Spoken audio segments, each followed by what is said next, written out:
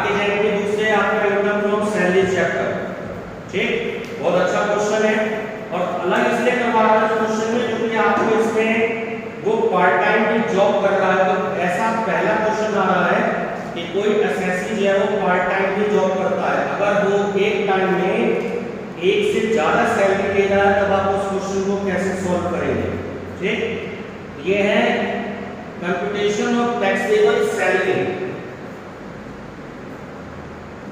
Computation of taxable salary for the assessment year 2021-22. Mr. B.R. Nalwaya was appointed in a limited company of Diwan in February 2019 in the grade of 4,500, फिर 200 and 7,500। ठीक है, ये आपको जो grade दे रखा है मैंने आपको कल के क्वेश्चन में भी बताया था, 4,500, 200 और 7,000। इसका मतलब क्या है कि 4,500 में अगले साल 200 रुपए इंक्रीज हुए, 4,700, फिर उससे अगले साल 200 रुपए फिर इंक्रीज हुए, 4,900। कि जब तक इंक्रीज होते जाएंगे जब तक उसकी सैलरी 7,500 तक ना हो जाए। ठीक है, अब उसने जो ज्वाइन किया वो ज्वाइन किया है फरवरी 2009 में। ये बात समझ में आती है। अब his office hours are 9 AM to 2 PM, यानी कि वो 5 घंटे काम करता है ऑफिस में 9 से 2 बजे तक। He is getting a car facility of 1.8 litre cubic capacity, यानी कि 1.6 लीटर से ज्यादा की कार है तो ये हो गई आपकी बड़ी कार, 1.6 तक की होती है छोटी कार। तो in the previous year 2020-21 this facility was available only for 5 month. तो कार की है, कार की तो हम बाद में जो है इंफॉर्मेशन देखेंगे, पहले हम इसकी सैलरी कैलकुलेट करते हैं। ये है आपकी, अगर आप लाइन देखें 8-9 जिसमें लिखा है कि he gets house rent allowance of ₹400 per month from his first employer, यानी कि पहले एम्प्लॉयर से वो हाउस रेंट अलाउंस लेता है 400 पर मंथ।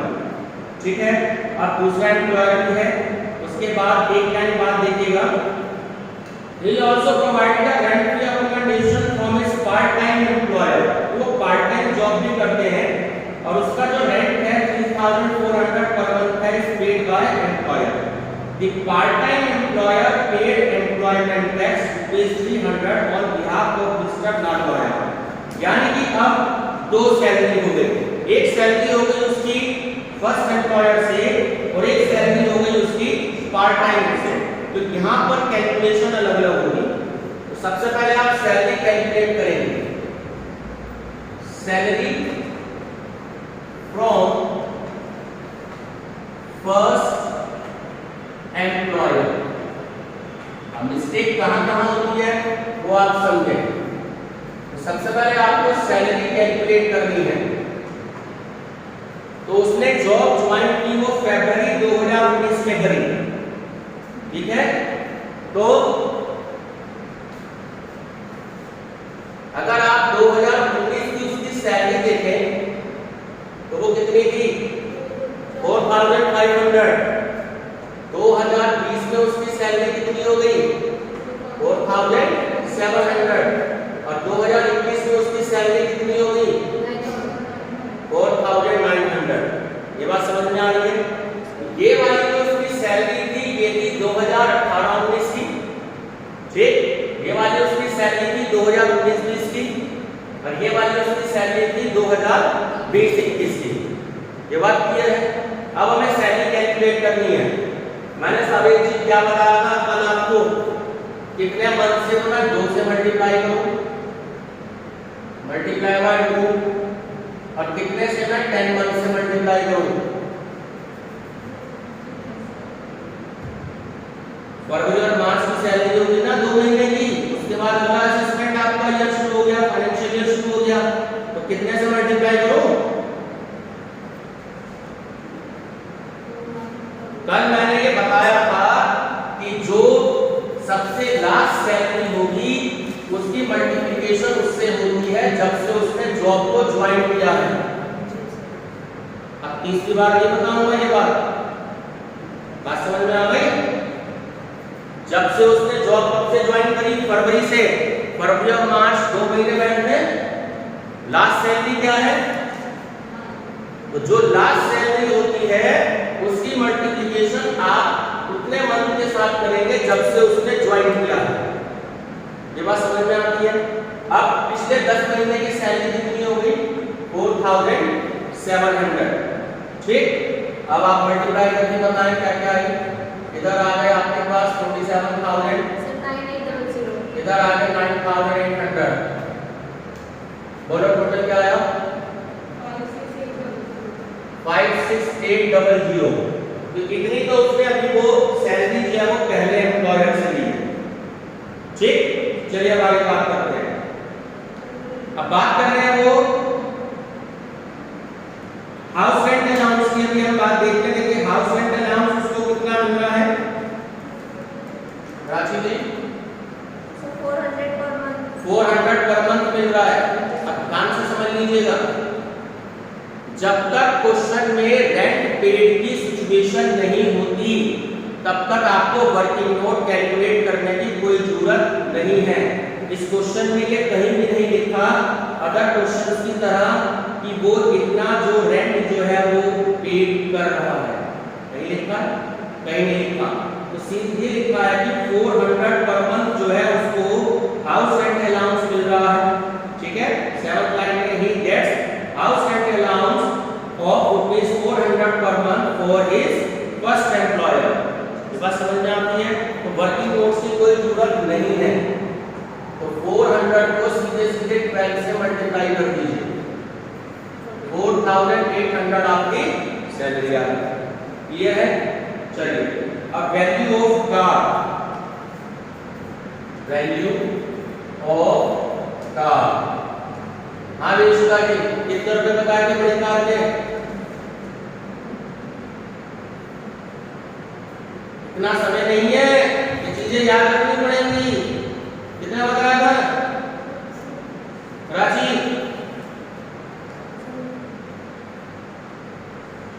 1,800 रुपए छोटी कार के और 2,400 रुपए बड़ी कार के।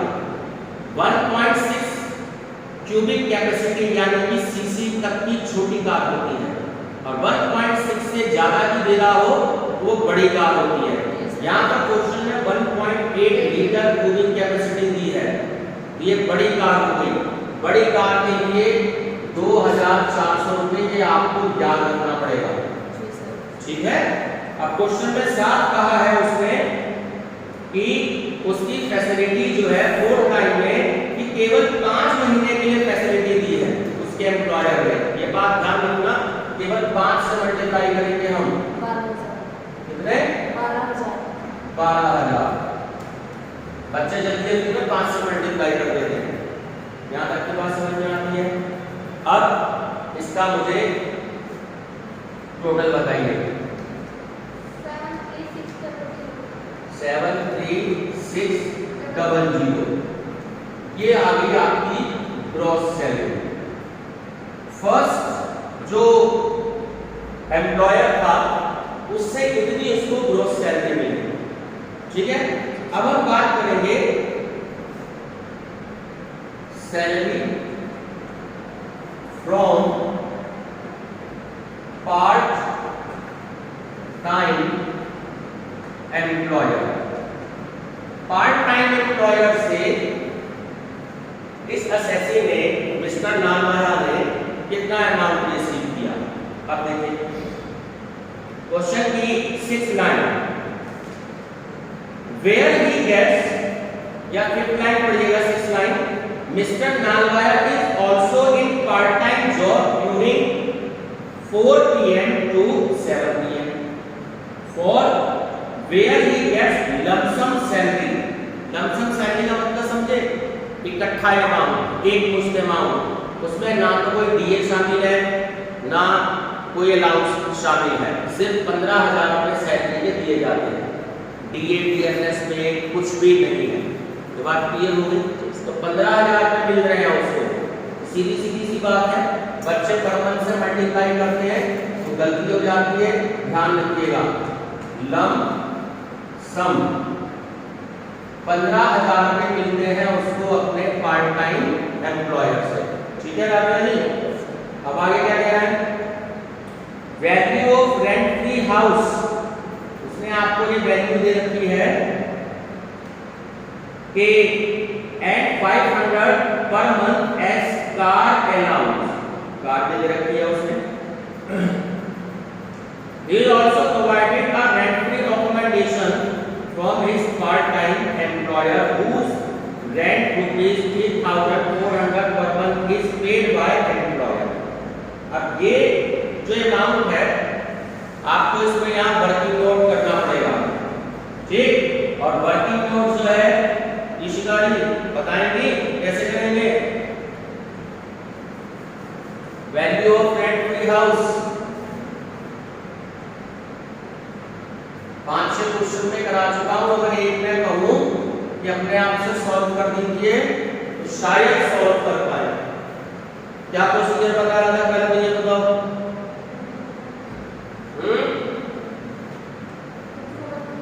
चलिए ये ग्रेडिंग वाला तो समझ में आ गया ना, चलिए इसको करते हैं क्लीन। अब बताएं मेरे को कैसे कैसे कैलकुलेट करना है।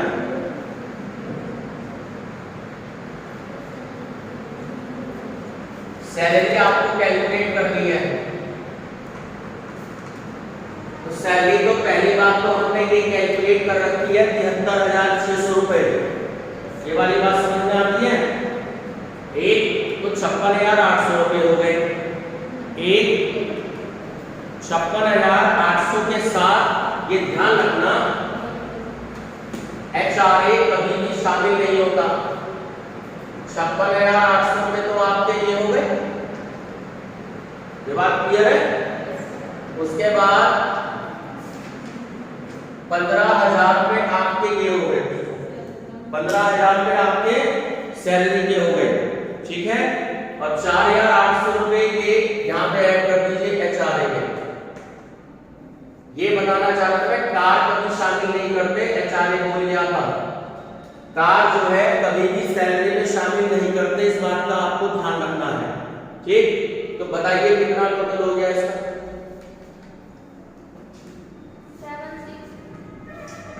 7,6,6,000। तो ये सैलरी आ गई है 7,6,6,000। अब साबित जी सैलरी का मेरे को कितने परसेंट लेना है, 7.5%, 10% या 15%, कितना अमाउंट लो, क्यों लो 15%,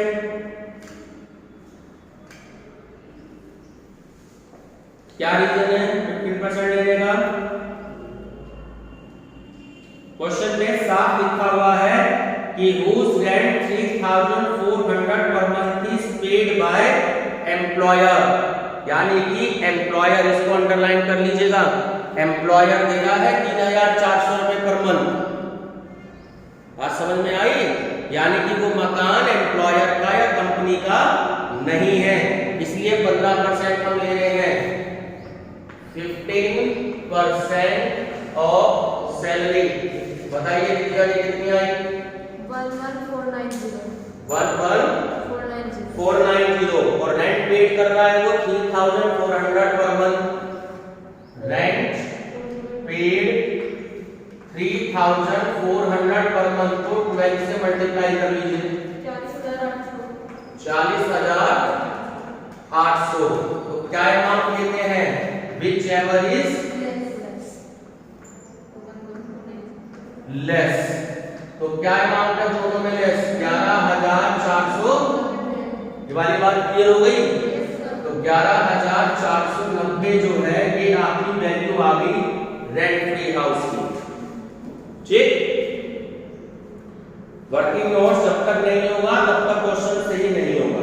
चलिए आगे देखते हैं। अब कह रहा है आपसे कि employment tax paid by employer, देखिए सेकंड लास्ट लाइन में बोल रहे हैं employment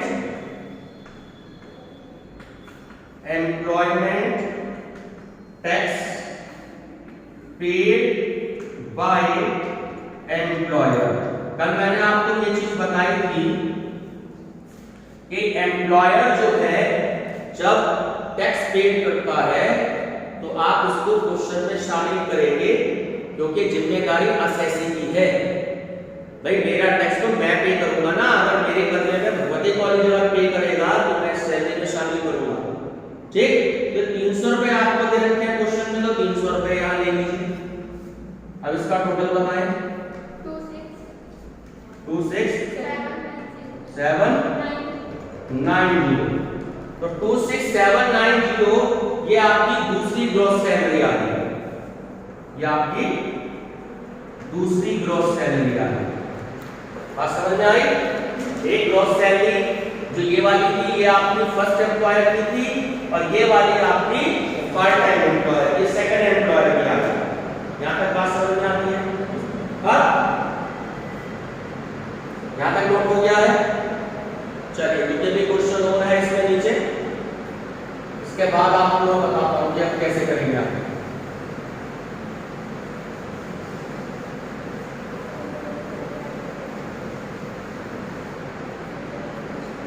statement of total salary, अब एक यहां उसी के नीचे हेडिंग मेंशन करेंगे स्टेटमेंट ऑफ टोटल सैलरी। अब जो दोनों सैलरी आई, ठीक है, कितनी कितनी आई? Gross salary from first employer, gross salary from first employer, बोलो कितनी थी? 73,600। ठीक है, और उसके बाद gross salary from part time employer, बोलो 790। अब इसका टोटल कर दीजिए। 110,390। 110,390।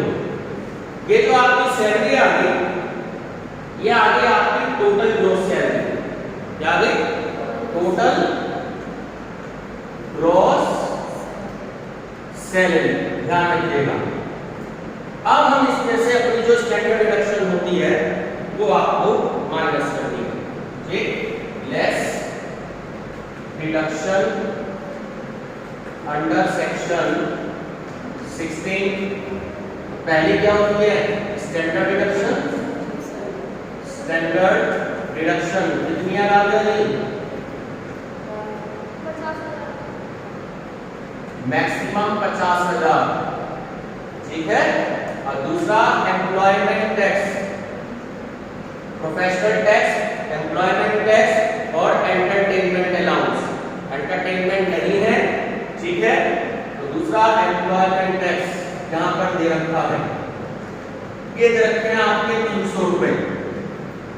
तो ये 50,300 रुपए इसमें से माइनस कर दीजिए। 50090 चेक करो ये क्या आंसर है?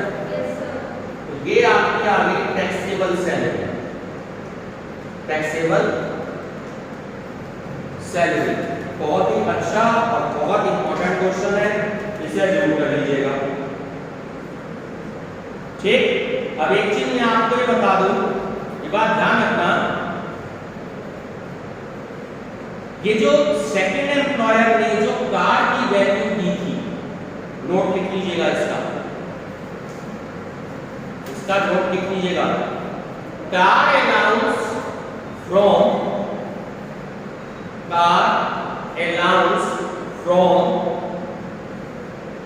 Part time employer shall be exempt on this ground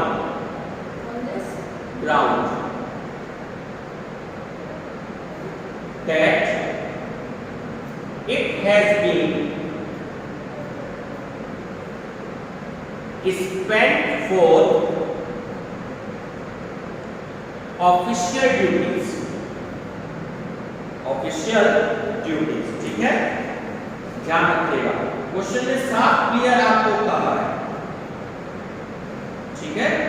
car noun जो है वो इसलिए एग्जाम्पल है क्योंकि वो ऑफिशियल ड्यूटीज के लिए है, उसके अपने पर्सनल यूज के लिए नहीं है, ध्यान रखिएगा। ये बहुत अच्छा क्वेश्चन था जो मैंने आपको कराया।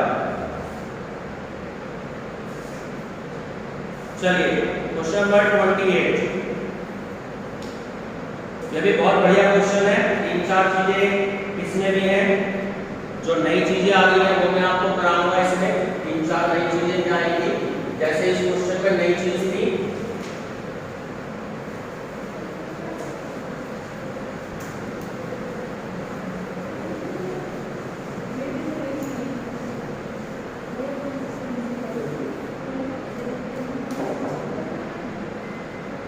चलिए question number 28, mister Dalal is an employed in DCM limited, ठीक है। During the previous year 2020-21 he had received the following page allowances and amenities. Amenities होती है सुविधाएं, जो है उनको सुविधाएं मिल रही है, ठीक है, या उनको जो है भत्ते मिल रहे हैं। दूसरा वर्ड भत्ते भी होता है हिंदी में, ठीक है। और सैलरी भी मिल रही है, भत्ते भी मिल रहे हैं और सुविधाएं भी मिल रही है। बात समझ में आई? तो पे हो गई आपका वेतन, अलाउंसेस हो गए भत्ते और एमिनिटीज हो गई सुविधाएं। अब क्या क्या मिल रही है देखिए, सबसे पहले बेसिक पे, चलिए बेसिक पे 20,000 है आपका, तो 20,000 को 12 से मल्टीप्लाई कर दीजिए, 2,40,000 की तो उनकी सैलरी आ गई। सेकंड है कमीशन एट 5% ऑन सेल, और सेल दे रखी है उन्होंने आपकी 10 लाख रुपए, तो कमीशन, तो 10 लाख का 5% 50,000 रुपए, तो ये आपके 50,000 रुपए कमीशन के आ रहे हैं। यहाँ तक क्लियर है? चलिए थर्ड है dearness allowance ₹2,000 per month under service condition. Underline कर लीजिएगा, कह दिया है इन्होंने अंडर सर्विस कंडीशन आपका, तो DA 2,000 into 12 मल्टीप्लाई करी, वैल्यू आ गई आपकी 24,000, ठीक। क्या है bonus equal to 2 month salary. कभी कभी सरकार जो है वो बोनस दे देती है, जैसे अब दशहरा है आगे कुछ दिनों बाद, दिवाली है, तो सरकार क्या कहती है कि कभी कभी लोगों को बोनस दे देती है तो उनकी कुछ एक्स्ट्रा इनकम भी हो जाती है। कह रहा है 2 महीने की सैलरी के बराबर। देखिए 1 महीने की सैलरी कितनी थी, 20,000 रुपए, तो इक्विवेलेंट टू 2 मंथ्स, तो 20,000 को आपने 2 से मल्टीप्लाई कर दिया, तो 40,000 रुपए जो थे वो उनको बोनस का अमाउंट मिल गया, ठीक है। अब कह रहा house rent allowance 5,000 per month, ठीक। तो अब हाउस रेंट अलाउंस आपको दे रहा है, ये अब मैं नहीं बताऊंगा, आप लोग जो है इसकी कैलकुलेशन खुद करेंगे। बहुत सारे क्वेश्चन में मैं आपको बता चुका हूं, ये मैं वैसे बता देता हूं कि कितना आएगा। तो हाउस रेंट अलाउंस जब आप सॉल्व करेंगे तो 19,400 रुपए की वैल्यू आएगी, ठीक है। खुद से सॉल्व करेंगे इसे। चलिए आगे बढ़ते हैं। एंटरटेनमेंट अलाउंस है आपका, एंटरटेनमेंट अलाउंस 250 पर मंथ, तो 250 into 12 मल्टीप्लाई कर दिया, 300 आ गया, ठीक, 3,000। नेक्स्ट है, अब जी पॉइंट बड़ा इंपॉर्टेंट है, ध्यान The employer paid ₹1,000 as his income tax penalty. अब पेनल्टी वर्ड एक तरीके से सजा मान लीजिए। जो लोग टाइम से काम पूरा नहीं करते उनको सरकार पेनल्टी लगाती है। इनकम टैक्स के जो डेट सरकार ने डिसाइड कर दी, अगर कुछ लोग उस डेट तक इनकम टैक्स फिल नहीं करते तो सरकार उनको पनिशमेंट देती है, यानी कि पेनल्टी देनी पड़ती है। अब वो पेनल्टी कौन दे रहा है? एम्प्लॉयर देगा। इस वर्ड को अंडरलाइन करके बॉक्स में बंद कर लीजिएगा। अगर एम्प्लॉय देगा तो हम इंक्लूड नहीं करते, एम्प्लॉयर देगा। तो क्वेश्चन में शामिल करेंगे, एक बात ध्यान रखिएगा, income tax penalty second year. अगला स्टॉप करो। आपकी बनती है, ये बात क्लियर है? चलिए नेक्स्ट, पहली तो ये नई चीज आई इनकम टैक्स पेनल्टी। अब दूसरी बता रहा हूं नई चीज क्या आई है। नेक्स्ट पॉइंट, इसको भी टिक लगा दीजिएगा, ये भी बहुत इंपॉर्टेंट पॉइंट है। सितंबर 2020 में वो कश्मीर गए अपनी फैमिली के साथ घूमने के लिए, ठीक है, और एक्सपेंडिचर हुए उनके 16,000 रुपए, जो कि उनको एम्प्लॉयर ने दिए एलटीसी, ठीक है। ही ट्रैवल्ड बाय एसी, तो एसी फर्स्ट क्लास में उन्होंने जो एक्सपेंडिचर किया, बट उनका एक्चुअली खर्चा हुआ 14,000। तो ये बात आपको ध्यान रखनी है, ये सरकारी में भी सुविधा है। लगभग 3 साल में या 4 साल में सरकार एक बार ये सुविधा देती है, खासकर सेंट्रल गवर्नमेंट, कि उसके जो एम्प्लॉई हैं वो पूरे ऑल ओवर इंडिया में कहीं भी घूम सकते हैं। उसका खर्चा जो होता है वो सरकार देती है, कुछ डिसाइड कर देती है अमाउंट कि मैं इतना अमाउंट आपको दूंगी। अब ऐसा नहीं है कि आप जो है बिल्कुल स्पेशल जाके 50,000 का खर्चा कर दें या 1 लाख का खर्चा कर दें, ऐसा कुछ नहीं है। ये थोड़ा सा टेक्निकल बात है, तो इसमें हम नहीं जाएंगे। बस इतना समझिए कि सरकार केवल रेंट का चार्जेस देती है। अब आप वहाँ चाहे पिज्जा खा लो, बर्गर खा लो या कोई बहुत अच्छी ऐसी डिश खा लो, तो सरकार उसका कोई भी पैसा नहीं देती, ठीक है। सरकार केवल और केवल रेंट देती है। तो एलटीसी होती है, फैसिलिटी दी जाती है, एलटीसी। 16,000 दिए बट एक्चुअली खर्च हुए 14,000, तो 2,000 का ये डिफरेंस आएगा, ठीक है। चलिए नेक्स्ट क्या है। He has been provided with amenities of gas, electricity and water, the expenses of which amounted to ₹12,000 were paid by the company, ठीक है। ये सारी सुविधा दे रही है, gas, electricity and water, gas, electricity and water. कौन फैसिलिटी दे रहा है, कंपनी या एम्प्लॉयर? एक ही बात होती है। कितने रुपए दे रही है? 12,000। ध्यान रखना, ठीक।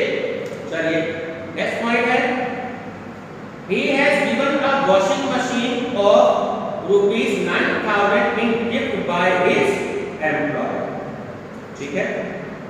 अब ये जो गिफ्ट दी है, ये परसों भी मैंने क्वेश्चन आपको बताया था, प्राची जी, कितना बताया था?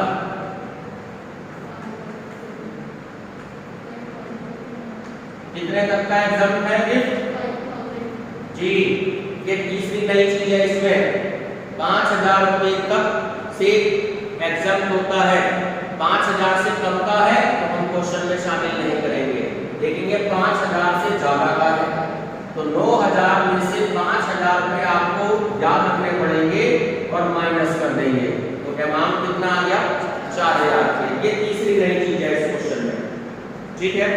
चलिए आगे बात करते हैं। He and his employer each contributed 12.5% of his salary to RPF. तो एम्प्लॉयर कंट्रीब्यूशन आ गया। सावेज के क्वेश्चन में लेंगे या नहीं लेंगे एम्प्लॉयर कंट्रीब्यूशन? कितना रुपए तक एग्जाम होता है? तो मुझे जवाब मिलना चाहिए। तुम चुपचाप बैठे रहोगे तो ऐसे काम नहीं चलेगा बिल्कुल भी। रोज मैं आपको क्वेश्चन करा रहा हूं, रोज वही चीजें आ रही है, अगर ऐसे होगा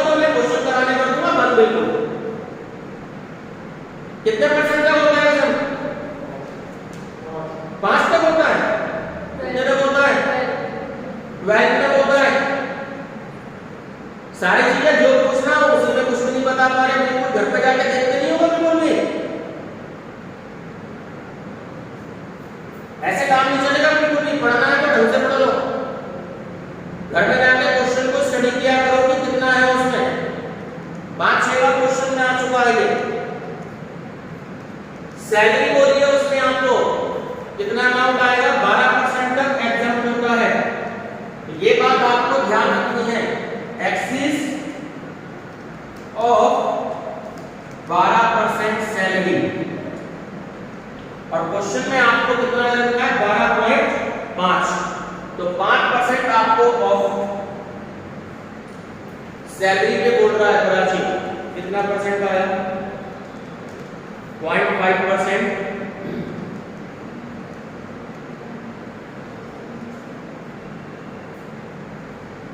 सर 7% निकालना है। 12% क्यों निकालोगे, 12% तक तो एग्जाम होता है। 0.5 में तो कैलकुलेट करोगे, 12.5 दिया है माइनस कर दिया तो 0.5 सैलरी का बोल रहा है। सैलरी देखो कितनी है, और भी देख लो, ये भी बोला था under the terms of condition. Add करते 5% कैलकुलेट करो कितना आया, 13,200 है ध्यान से करो, बोलो रितिका कितना आया है, 1570 ठीक है। किस अमाउंट में आया, किस अमाउंट में आया,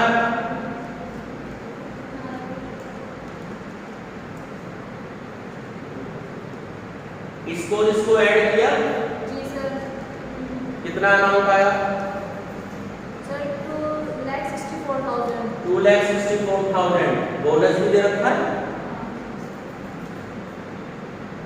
करके। अब बताओ 0.5 कितना आ रहा है,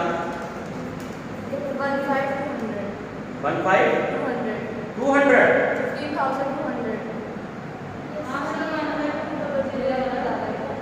सर स्टॉप करो, मुझे बताना पड़ेगा।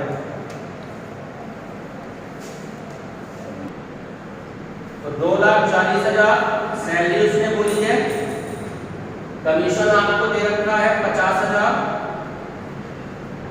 और ध्यान रखना मैंने पहले भी बताया आपको कि कमीशन जो होगा वो हमेशा सैलरी में ऐड होगा, ठीक।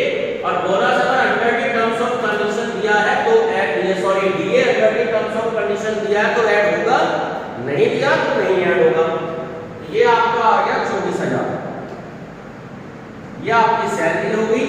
इस पर 0.5% कैलकुलेट करोगे तो आ रहा था 1570, ठीक है, तो गलती हो जाती है। अब हो रहा है interest on RPF, last point, interest on RPF.